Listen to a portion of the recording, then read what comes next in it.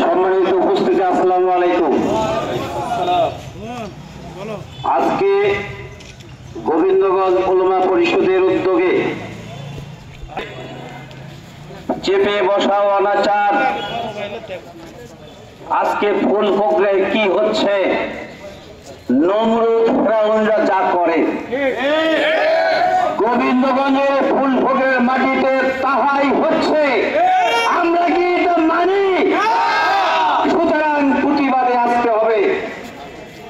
অপসংস্কৃতি চলবে না, চলতে দেওয়া যাবে না, যাবে না, যাবে না। তার জন্য একটা সংবিধান আছে।